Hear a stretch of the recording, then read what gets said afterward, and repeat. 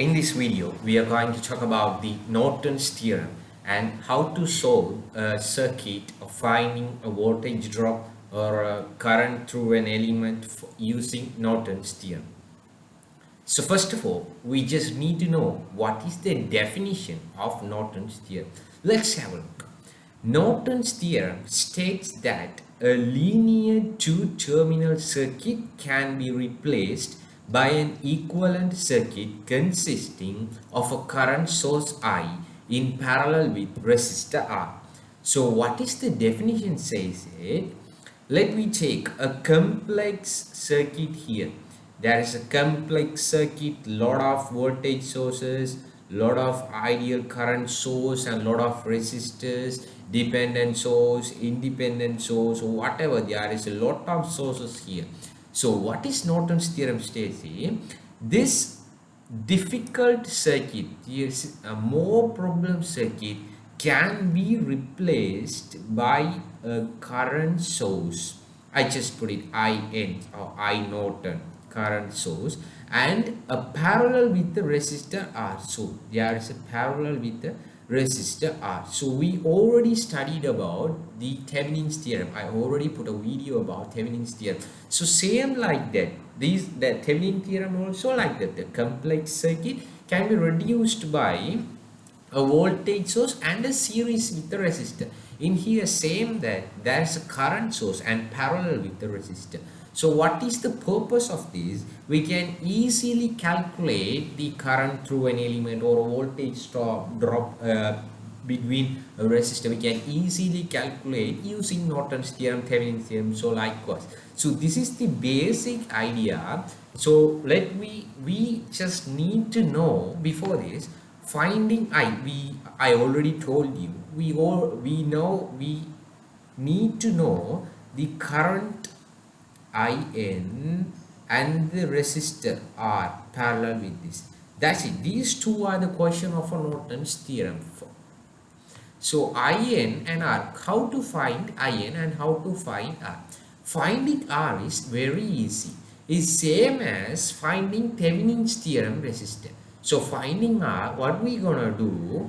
We just gonna cut the independent sources. How to cut the independent source? When we saw a voltage source,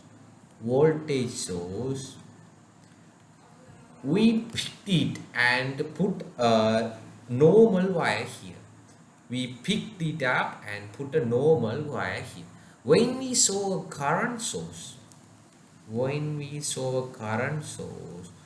cut that wire. We didn't have any continuous wire for this. We cut that wire. So finding R is very easy. When I do the example, you can clearly understand how to finding R. And finding I, how to finding I, we can't directly finding I in Norton's theorem. What we gonna do? We find the voltage drop. And we already know that V is equal to IR. So I is equal to V by R. We find the voltage drop over R is given the I Nortons. So for the detail, when we saw an example, we can easily understand what we going to do. So let's take an example here. See this. This is an example. It's 2 amps and it's 12 volt. Independent source, 4 ohm resistor, 8 ohm resistor, 5 ohm resistor, 8 ohm resistor. This is the question. So the question is find the Norton's equivalent circuit across AB. So this is the question. So we need to find the Norton's equivalent circuit for the circuit across the AB. So what we gonna do? We just need to find only two things. What? The first thing is the R and the second thing is the I.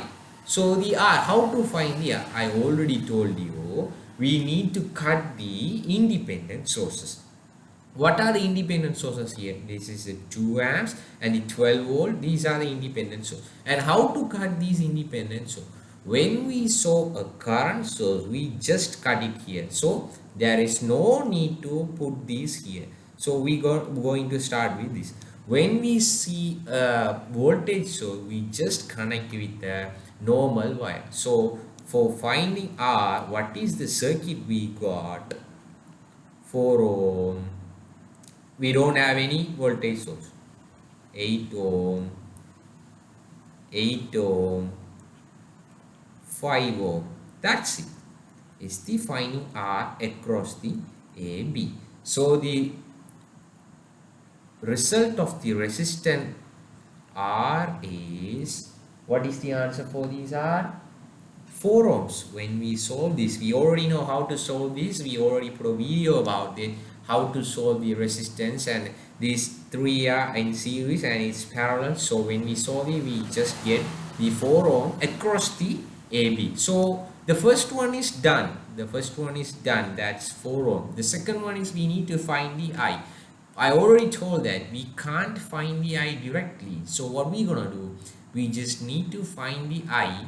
For finding the voltage drop across the AB, and we know this voltage drop by resistor 4 is equal to given I. So what we gonna do? We just need to find the voltage drop across this terminal. So let's start with the mesh analysis. Using mesh, you can use nodal analysis or whatever you like, but for me it's mesh analysis is easy for me. I just put the I1 here and I2 here. I already know apply KVL. We already put a video about the mesh analysis. KVL. So mesh 2. So we already know that I1 is equal to 2 amps. We directly get it from this. I'm starting from here to here. I'm starting from this minus 12 plus 4 into I2 minus I1 plus 8I2 plus 5I2 is equal to 0. So what is the answer when we solve this? So we already know the I1 when we solve this, 25I2 is equal to 20. So I2 is equal to 4 by 5 amps. That's the answer for the I2. So voltage drop across the VAB is equal to I into R. I is I2, R is equal to 5 ohm. So I 4 by 5 into 5 volt. So the VAB is 4 volt. So what we gonna do? We easily find the I by V by R. V is also, we know, repeat this. We already know 4 volt by 4 is equal to 1 amps. So we just come to the conclusion that we just need to put an I current and the R this across AB. So R is 4 ohms. We already know that from here, and I is 1 amp. So this is 1 amp. So this is the purpose of this Norton's theorem. We can easily find when we connect a voltage source or a current source or a resistor across the AB, the circuit is very easy. When we saw this is something complex, more difficult than this. So this is the purpose of the Norton's theorem. Easily do whatever we like. So we just gonna do another example for the more further details. So here also finding, the question is find the Norton's equivalent circuit across AB. So we just need to find two more things. You already know. So when you understand, if you understand the first thing, just post the video and try this, and then you can see the video. It will give more understanding about this subject. So I just had to do this. So I need to find the R and the I. So when I need to find the R, I just need to cut down these independent voltage sources and current sources. There are no current source, but there is a voltage source. We just make it as a normal wire when we saw a voltage source. So there is a 3 ohm. I didn't put the voltage source. 6 ohm, 2 ohms, 4 ohm. There is A and B. So this is very easy when we solve this using parallel and series. When we solve this, the value of R is 2 ohms. So already we got the R is 2 ohms. So the next thing is we need to find the I for this. So how to find the I? We just need to find the voltage drop against here, across here, and VAB over R2 ohm is given I. It's going to give the I. So we need to find the VAB here. Other things we know, and we use mesh analysis. Whatever you use, you can use I1, I2. So I am applying KVL to mesh 1. How do I apply KVL? I'm just starting from here. Minus 9 plus 3I1 plus 6I1 minus I2 is equal to 0.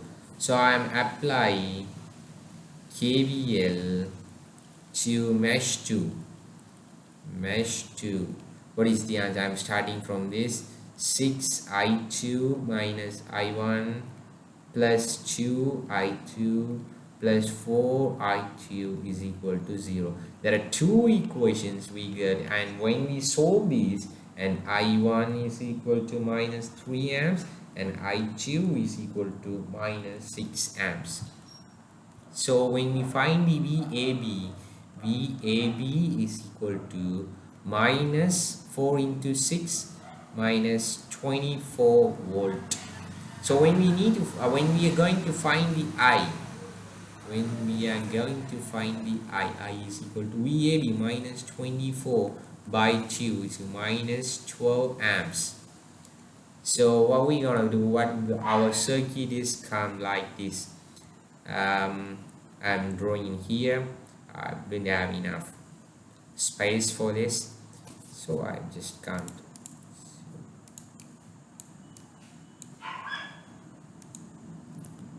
So I try to do this in here. That's I've got current source and a resistor. So this is A and this is B. So current source is equal to minus 12 volt, minus 12 amps. So if you need to put the plus, value, you just put the negative arrow value in here, and the R is 2 ohms.